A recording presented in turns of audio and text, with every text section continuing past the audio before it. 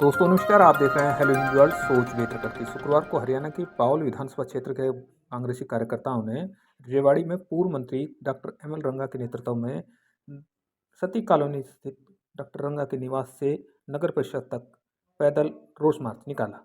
हम आपको बता दें कि इस दौरान उन्होंने संविधान बचाओ लोकतंत्र बचाओ के नारे भी लगाए। बाद में डॉक्टर रंगा ने पत्रकारों के सवालों के जवाब भी दिए। आप देखिए हेलो न्यूज़ वर्ल्ड की ये रिपोर्ट। आप हमारी खबरों को लाइक और शेयर करना नहीं भूलें और यूट्यूब पर नई खबरें देखने के लिए आज ही हेलो न्यूज़ वर्ल्ड को सब्सक्राइब करें। कांग्रेस पार्टी जिंदाबाद, सोनिया गांधी जिंदाबाद, राहुल गांधी जिंदाबाद, के साथ कांग्रेस पार्टी जिंदाबाद, डॉक्टर एमएल रंगा जिंदाबाद, एमएल रंगा जिंदाबाद, कांग्रेस पार्टी जिंदाबाद, कांग्रेस पार्टी जिंदाबाद, नरेंद्र हुड्डा जिंदाबाद, सोनिया गांधी जिंदाबाद, सोनिया गांधी जिंदाबाद, राहुल गांधी जिंदाबाद, के साथ जिंदाबाद।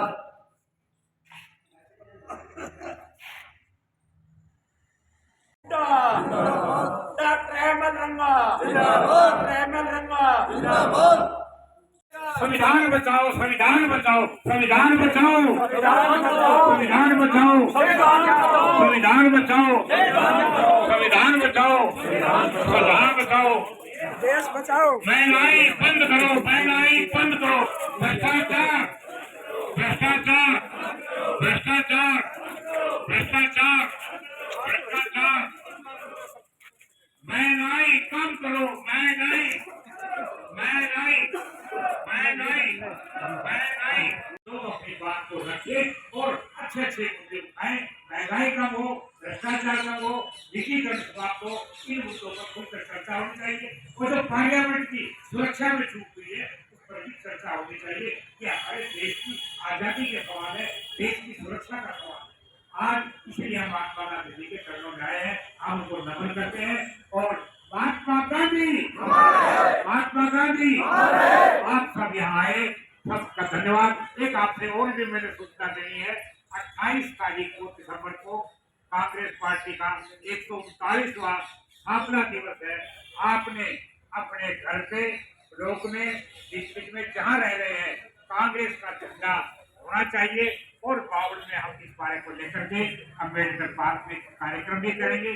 कांग्रेस स्थापना दिवस का ये भी हमारी पार्टी हाईकमान का निर्देश था और आज का भी हमारी पार्टी हाईकमान जो परसों मीटिंग हुई थी चंडीगढ़ में, उन्हीं के दिशा निर्देश पे हमने आज ये धरना प्रदर्शन किया और जो स्थापना दिवस है वो मनाने का कार्यक्रम भी उसी प्रकार से किया जाएगा। आपका बहुत बहुत धन्यवाद, आप लोग टाइम निकाल कर आया, आपका बहुत बहुत धन्यवाद, आपका बहुत धन्यवाद। आपका के खिलाफ अधिकारी कर्मचारियों के खिलाफ मैं प्रेस के माध्यम से पूछना चाहता हूँ, क्या हरियाणा सरकार में जो भाजपा के नेता सब ईमानदार हैं? उनके बारे में भी बोलिए, उनकी भी जांच करवाइए।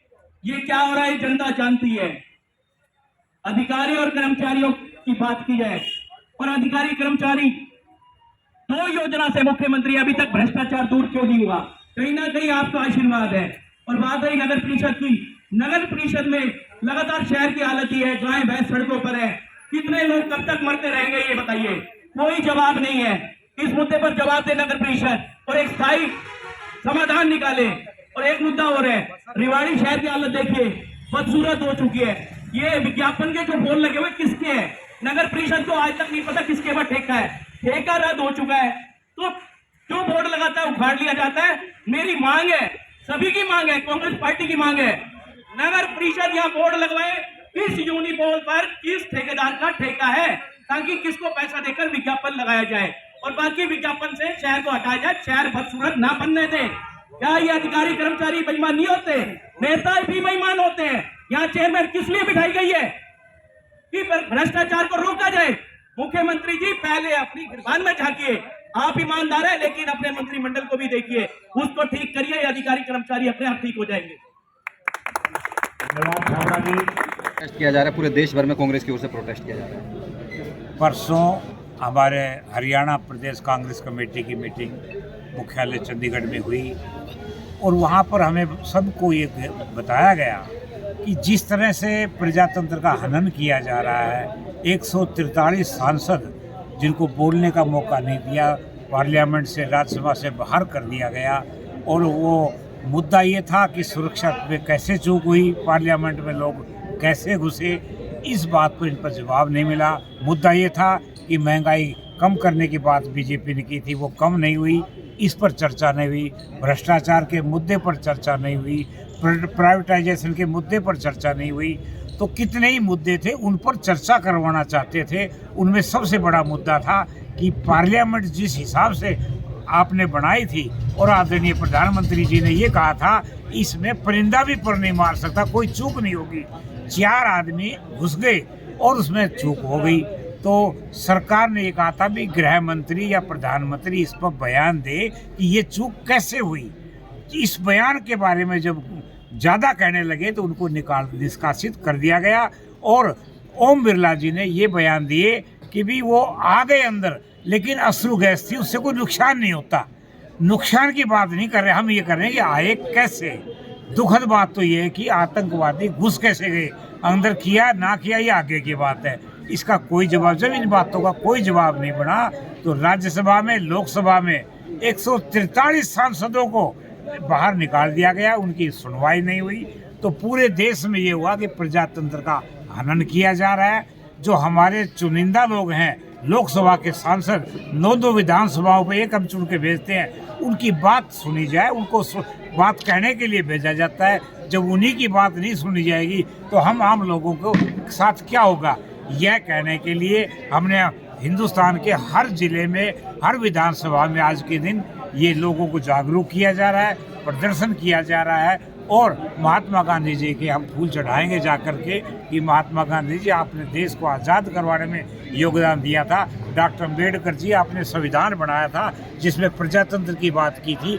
आज आपके प्रजातंत्र का हनन हो रहा है, आपका आज संविधान खतरे में जा रहा है। हम इसलिए आज आवाज़ उठा रहे हैं। डॉक्टर साहब, मिमिक्री का सवाल, जाट वर्सेस कांग्रेस कर दिया गया कि कांग्रेस जाटों के खिलाफ है। मसला ये उठा रहा है, कहीं ना कितना वाजिब है कि एक संवैधानिक पद पर बैठे व्यक्ति का इस तरह से मिमिक्री करना। देखिए, सबसे पहली बात तो ये है, राष्ट्रपति, उपराष्ट्रपति और प्रधानमंत्री भी ये पूरे राष्ट्र के होते, किसी एक जाति के नहीं होते, किसी एक जाति के नहीं होते। अगर इनको किसी एक जाति में बांधना है तो ये हमारा दुर्भाग्य है।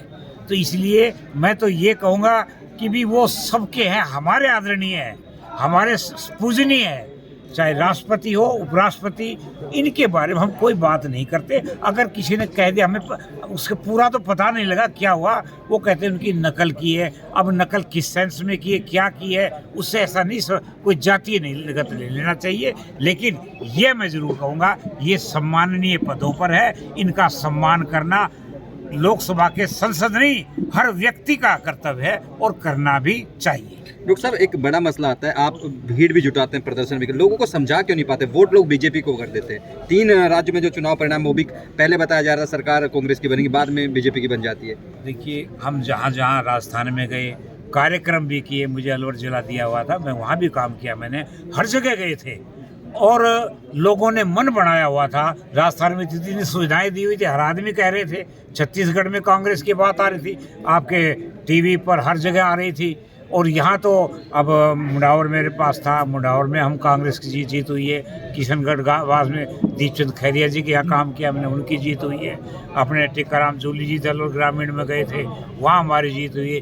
तिजारा में जीत होनी चाहिए थी, लेकिन कैसे हुई, कैसे क्या हुई, ये भी एक विचार का विषय है। क्योंकि वहाँ 1.25 लाख तो मुसलमान भाइयों के वोट हैं, कुछ हमारे एससीज के हैं, कुछ यादवों के हैं। तो बीजेपी के खिलाफ इतने वोट होते हुए भी वो कैसे बीजेपी को चले गए, तो ये एक विचारणीय मुद्दा है। फिर भी हम लोगों में जाएंगे, समझाएंगे कि इतना कुछ हो रहा है, अभी भी समय है। आने वाले चुनाव में, लोकसभा चुनाव में, हम अपने प्रजातंत्र को समाप्त करना है, देश को समाप्त करना है, संविधान को समाप्त करना है। तो आपको सोचना होगा और आने वाले समय में बीजेपी के खिलाफ वोट देनी होगी। जो हमारे ये इकट्ठे हुए हैं, जो INDA जो बना है इंडिया, उसको मिल करके अगर हम चाहेंगे तो बीजेपी कभी भी नहीं जीत सकती। हरियाणा को किस तरह से देखते हैं? खेमेबंदी 2-3 गुटों में कांग्रेस जब चुनाव आते हैं सब एक हो जाते हैं, 2 भाई आपस में लड़ाई करते हैं, अगर तीसरा आकर के बीच में कोई बात करता है तो दोनों इकट्ठे हो जाते हैं, तीसरे को नहीं घुसने देंगे। तो इसलिए भाईचारा तो भाईचारा है, ये कुछ भी कहते रहे, लेकिन हम सब एक हैं और कांग्रेस पार्टी के लिए काम करेंगे, कांग्रेस पार्टी के लिए रहेंगे। और यहाँ से कोई भी कैंडिडेट कांग्रेस का हमारा जिताना फर्ज है। बावड़ से कोई आए या हमारे लोकसभा गुड़गांव से आए, उसके लिए रात और दिन एक करके, अगर कांग्रेस पार्टी आएगी तभी तो हमारी वैल्यू होगी, अगर पार्टी नहीं आएगी तो कौन किसको पूछेगा। तो सबसे पहला हमारा काम है मिल करके केंद्र में और राज्य में हम कांग्रेस पार्टी को लाएं। इस तरह से रेवाड़ी में आज प्रदर्शन था कांग्रेस का, एक कैप्टन गुट की ओर से किया जा रहा है, आपके लोगों की ओर से भी किया जा रहा है, प्रभारी शायद एक ही थे पूरे जिले के, अलग अलग क्यों करना पड़ा ये प्रदर्शन? देखिए, ये अलग तो नहीं है, क्योंकि परसों मीटिंग में कोई भी नहीं गया था, केवल मैं गया था मीटिंग में। तो मीटिंग में उन्होंने कहा कि आपने ये कार्यक्रम करना है, तो मैंने कल सुबह आते ही प्रोग्राम डाल दिया। प्रभारी जी भी नहीं गए थे वहाँ मीटिंग में, कोई कप्तान साहब भी नहीं थे, उनके बेटे भी नहीं थे, कोई भी मीटिंग में नहीं थे। मैंने सुबह प्रोग्राम डाल दिया, भाई यहाँ से इकट्ठे होकर के प्रदर्शन करेंगे। शाम को 5 बजे प्रभारी जी है, बोला जी मैं तो मीटिंग में जा नहीं पाया और प्रोग्राम ऐसे करना है। मैंने कहा आपने सब लोगों को कह दिया, कर लो प्रदर्शन करना, सभी इकट्ठे कर लो, एक ही बात है। तो अलग अलग नहीं, प्रदर्शन होना चाहिए, चाहे हर गाँव में हो, हर समाज में प्रदर्शन होना चाहिए, हमारा तो ये ध्येय है। Thank you.